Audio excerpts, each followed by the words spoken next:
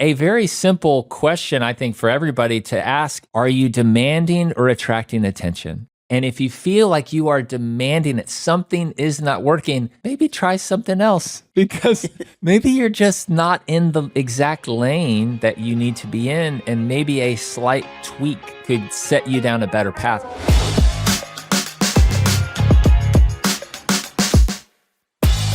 Welcome to Badass Softie, a podcast for leaders who are unapologetically ambitious and want to lead with heart, because you're allowed to chase big goals without losing what makes you human. I am your host, Dr. JJ Peterson, and on today's episode, I am talking to my good friend, Tim Schurrer. I met Tim because he spent about a decade helping build StoryBrand along Donald Miller. I actually came to StoryBrand. Tim was the one who hired me to come and work with Donald Miller at StoryBrand. And I have watched Tim over his career do so much work behind the scenes to build up other people. He did it with Donald Miller.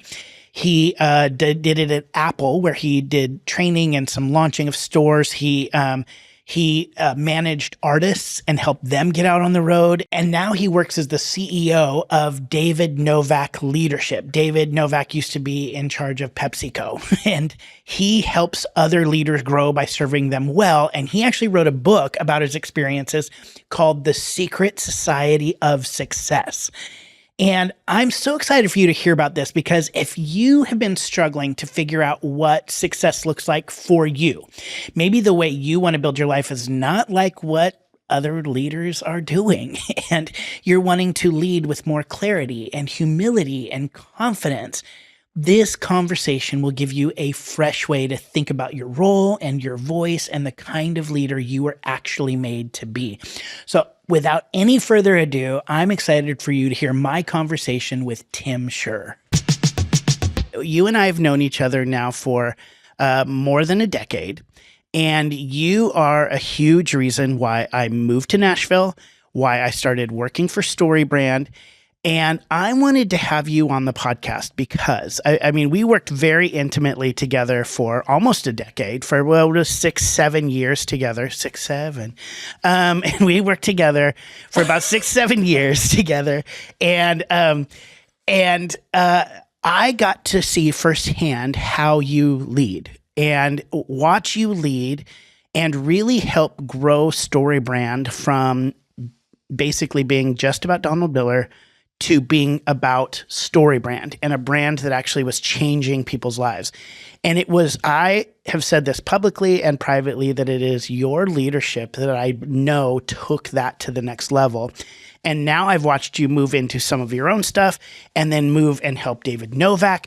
And I mean, it has been so incredible to watch your career grow and the way you have grown your career, which has been so fun for me. And that is why I wanted to have you on Badass Softie. So thank you for being here.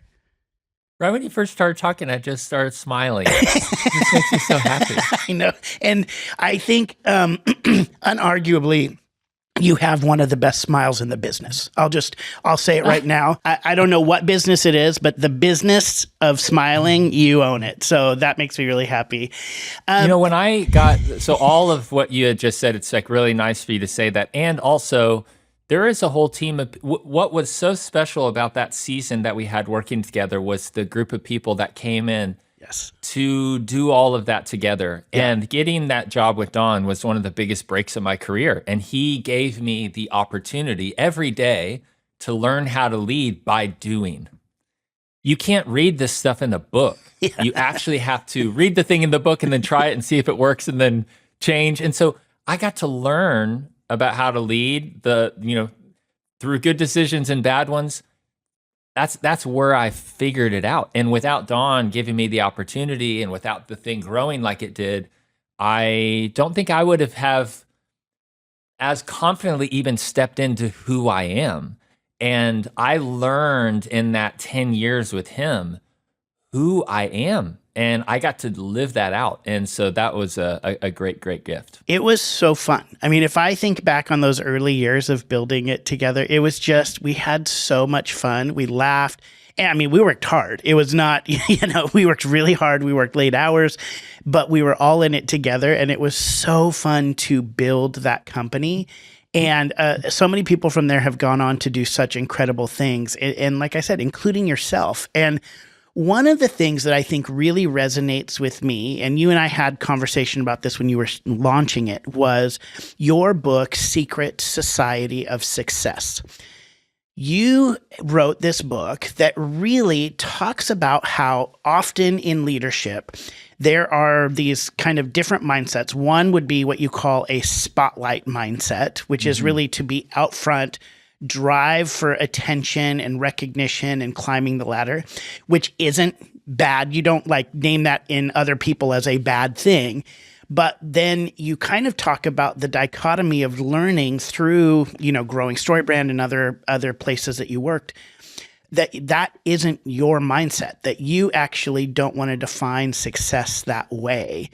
Can you talk a little bit about that, about kind of the aha moment for you or moments where you realized, oh, I don't have to think of success this way. I can actually think of success like this. Mm-hmm. A lot of what I've learned is from me seeing how other people show up and then picking up things that I like about them or maybe discarding some of the others. And one of the most influential people for me is somebody that I never even met, but it's this guy, Michael Collins. And Michael, you know of him, but you actually have probably never even heard his name. But everyone knows Apollo 11, Neil Armstrong, Buzz Aldrin, one small step for man, one giant leap for mankind. But Michael is the guy that gets Neil and Buzz to the moon. He drops them off. Those guys then do all that they have to do on the moon. He does not get to walk on the moon, but stays in the command module, orbits it 26 times until those guys are ready to be picked up and brought back to Earth. It would have been so human of him in that moment, in that situation, to resent the fact that he had done all of the same training, had done all of the work like these other guys, but he was not getting the credit for it. And in fact, he didn't get to walk on the moon, right? That's crazy. Yeah. But and what the people don't even know his name. People have never even heard of him before. Yeah. But when Michael gets back to Earth and sits down with the press, he talked about how content he was to have had one of those 3 seats. So in this world that says, if you want your life to matter, you have to be the one that everybody is talking about. And frankly, I moved to Nashville when I was 21 years old because I wanted to be the next John Mayer. I was going to be a star. Yes. But I think what Michael is teaching us in this moment is, do you have to walk on the moon to be happy? Is that it? The only one way to find success in your life is to be the one in the spotlight. And let me just be clear, the spotlight is not the problem.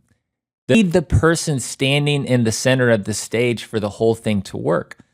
What becomes a problem is when, rather than us trying to figure out who we are, how are we uniquely wired, what role are we meant to play, when we go off of who we are meant to be and try to be the one demanding the spotlight and demanding the attention, that was, for me, where I found a lot of struggle in my life.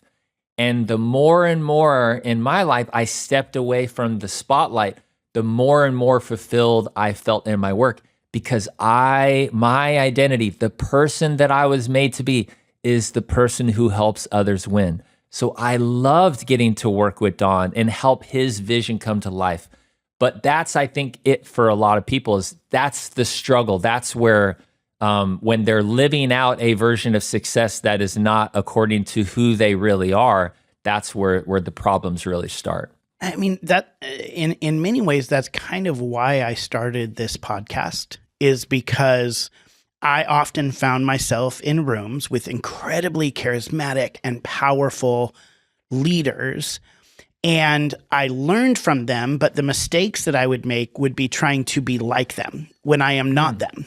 And yeah, Also, you kind of mentioned there were 3 seats on that shuttle. There were 3 seats, and only 2 of them got to the moon.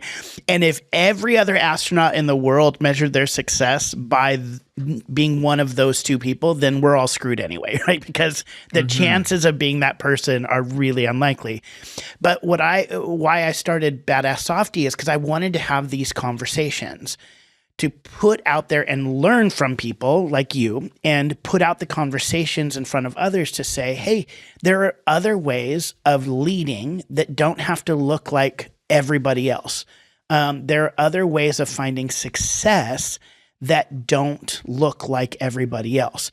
And when I've discovered that, even in my own life, that has been so freeing for me, and actually in many ways allowed me to have even greater levels of success, however I define them. And it's been so fun because I can just be myself. Like, that's what I love what you just said, is like being yourself, who you were made to be, and I think when we're younger, we look at other people and go, oh, we emulate them. And I think that that's important to some degree as you're maturing in leadership. Like, I used to talk to brand new comedians, stand-up comedians, and when you first get out there, you don't have your own voice. You're like, oh, I want to be like Jim Gaffigan. I want to be like Nate Bargatze. And you start by doing that. You start kind of trying on those ideas, and then you find your own. Was there like I'm just curious for you about this, like, because was there a moment when you were like, oh yeah, or was it like this steady kind of realization through the whole thing? I was reading this book right around this time that I was really struggling in this dream to want to be a musician. I read this book called Made to Stick. And in it, it's a book about marketing, but in it had a line that said, "Are you demanding or attracting attention?" And I was very convicted reading that, because if I was honest with myself about what I was doing as a musician, I was demanding attention. And it wasn't working. Yeah. And yet, over years, as I stepped into organizing, logistics, operations, those were the roles that I was attracting attention. I was getting people were wanting me to do that. So a very simple question, I think, for everybody to ask themselves about whatever situation you're in: are you demanding or attracting attention? And if you feel like you are demanding it, something is not working, maybe try something else, because maybe you're just not in the exact lane that you need to be in, and maybe a slight tweak could set you down a better path. So I do remember that moment of reading that book. And then it was that insight played out over months and years where I felt I was getting more and more clarity. And that really was the beginning of it. Yeah. And I do think it's important just to say again, it's not that the spotlight is bad. It's not like going, that's bad and this is good. But a lot of us have been kind of raised up in the business space to go, there is one way of finding success. There is one way of finding fame, money, or even not even fame, money, because fame and money is a different path of success. But there's one way of kind of being successful specifically in leadership, and it doesn't have to be that way. How would you, if somebody is, say, finding themselves, because I think there probably are a lot of people listening who are in that, like, I need to be more aggressive, I need to be more out there, I need to be in the spotlight more, but they also are not quite comfortable with that, and so they're kind of working through that. What are some things that you would tell people to help them kind of shift their perspective to be able to lean more into just who they are and who they were meant to be when it comes to success? One of the greatest gifts of my life is the fact that I failed as a musician. Because do you know what, JJ? If I would have actually found success doing that, I would have been miserable, because my head was in the exact wrong place. I wasn't trying to be the next John Mayer so that I could help a lot of people through my music. I wanted to be famous. You wanted the ladies. Right? And so I think with that, God knew, you are not ready for that. because that's not what the spotlight is about. That's not what you do in that place. I now have a CEO title. Some could look at me, my name is on the front of a book. So some could say, you are now in the spotlight. Okay, but what for me has set me up to be able to do that in a healthy way is that my headspace is healthy. And so it's taken me a long time to get into that place where I look at my position as an opportunity to help more people, not to use that as a now look at me, everybody help me, this is about me. So it's been this evolution, but to the person who's maybe in that space kind of feeling almost this tension, I would just ask, like, why do you want that? What is your intent? Because every day I have to wrestle with, I want to share this on social media. Why? Why? And a lot of times I just want to see the likes and the comments and for people to think a certain thing about me. If you go look at my social feed, I have a very hard time posting anything because I don't pass the test. And so for my own mental health, I do not post many things. And what's been interesting of even just Instagram from 10 years ago, it actually was sharing photos because I just love taking photos and sharing them. And it went from that and has become what it is. And so I do sometimes feel like I want to share for the joy of sharing, to let people in on things that are going on in my life. And it's okay to feel excited about a thing and want to share it. That can be okay. But the second I get to I just want people to believe this about me, that is that spotlight mindset. That is me demanding attention, trying to impress people. And I don't think that is the kind of like humble type of life that I aspire to live.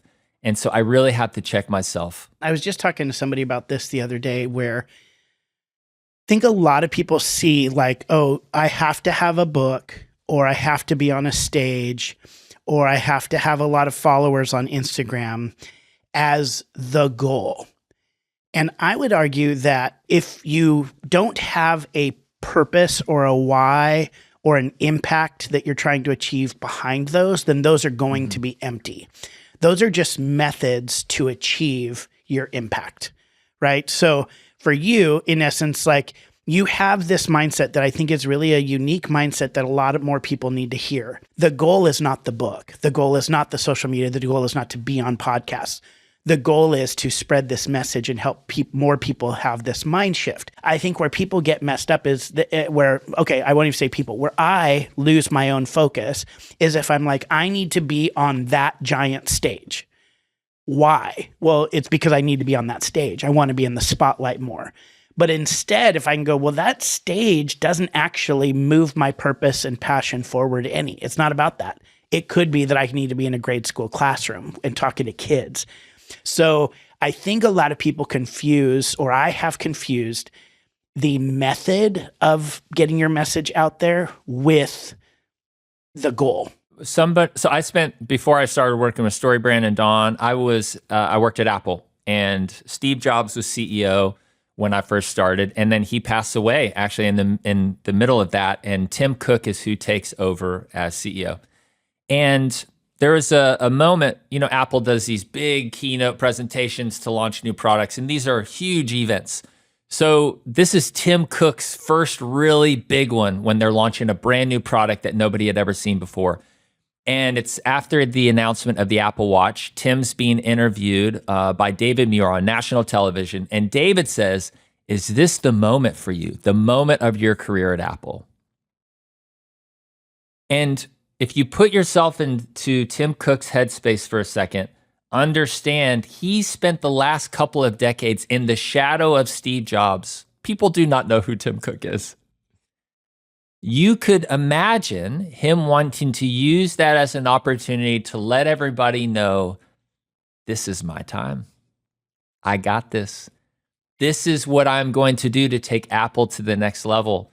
These are all the things likely that he is wrestling with. But what I love is how he responds. Is this the moment for you, the moment of your career at Apple? Tim immediately says, well, it's a moment for Apple. I don't really think about myself that much.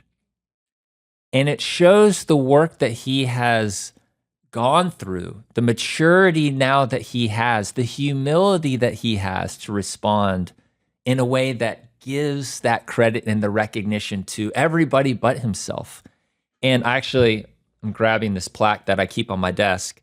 His response reminds me a lot of this quote. It says, there is no limit to what a man can do or where he can go if he doesn't mind who gets the credit. And I think that for so many of us, we want to feel seen and valued and appreciated. That is a part of being human. We want to know why we exist and contribute things. But when it turns into an unhealthy, when that comes out sideways, right? The unhealthy manifestation of that is us demanding attention. But what if we were to show up to the thing, the conversation, the meeting, the social media posts, the opportunity to be on a stage? What if we looked at it like, I am here to help others win? That is how I am going to look at success in this moment. What that does for me, I don't know. I'm not going to worry about that. I'm just going to trust if I help other people win, the rest is going to take care of itself. And look, you and I are having this conversation right now. My hope is that there is somebody today that is wrestling through some stuff. And because of you and I spending time together, them spending time with us, they maybe walk away with a thought or two that maybe will change the course of their day, their week, their year. You and I will never probably know, and I'm okay with that. Yeah. And so when I am at my best, I am spending more time thinking about the person on the other side and trying to help them win. And if I do that, I'm living out who I am. You know, as your friend and somebody who's been along for a lot of the journey for the past 10 years, I have watched you impact people that you will never know. You know, that you will never know the impact on them. And I've seen the influence on them. And then I've seen the influence even in my own life of the way that you have modeled. And, you know, I think you're like 10 years younger than me, I think. And you are my boss and you are my leader. And I watched the way that you continued to grow and mature, and you impacted me along the way as well, which is exactly why I wanted to have you here, because I've watched that happen over and over and over. And you're right.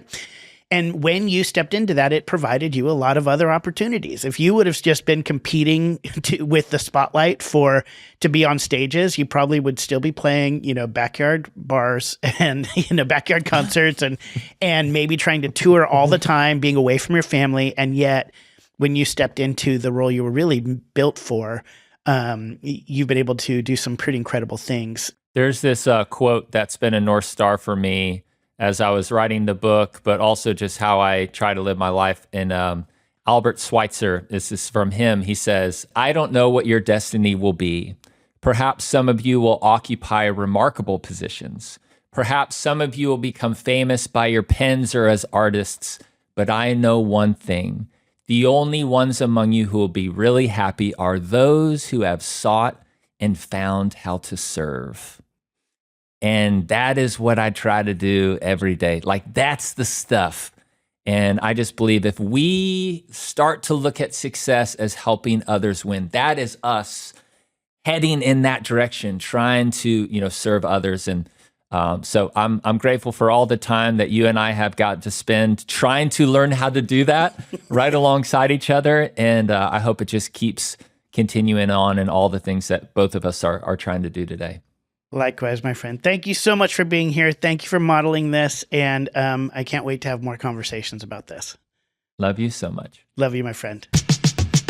Can you see why I love Tim Schurrer so much? He is such an incredible model for me of what it looks like to really lead from this like place of being in the secret society, the kind of behind the scenes kind of leader.